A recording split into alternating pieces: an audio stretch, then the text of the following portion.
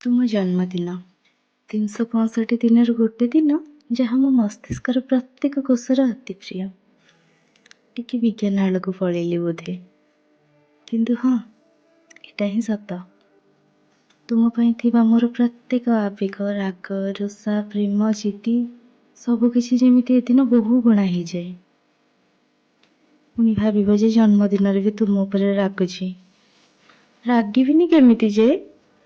ଯେଉଁଦିନ ତୁମକୁ କେବଳ ମୋ ସହ ସମୟ ଅତିବାହିତ କରିବାର ଥାଏ, ତୁମେ ତାକୁ ତୁମ କର୍ମ, କର୍ତ୍ତବ୍ୟ ସବୁଥିରେ ବ୍ୟୟ କରିଦିଅ। ବୋର୍ ଲାଗୁଛି କି ମୋ କଥା ଶୁଣି? ଲାଗିଲେ ବି ମୁଁ ଆଜି କହିବି।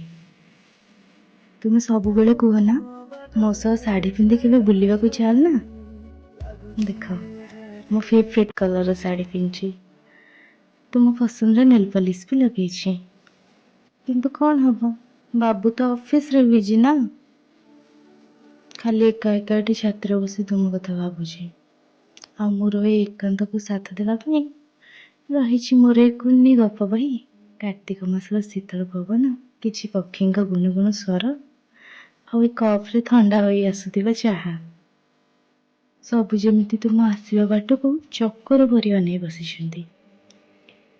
ସତେ ଯେମିତି ଚାନ୍ଦ ଆକାଶରେ ନୁହେଁ, ମୁଁ ପ୍ରତିଦିନ ଯିବା ଆସିବା ବାଟରେ ଧୀର ଗତିରେ ଚାଲି ଆସୁଛି ମୋ ପାଖକୁ।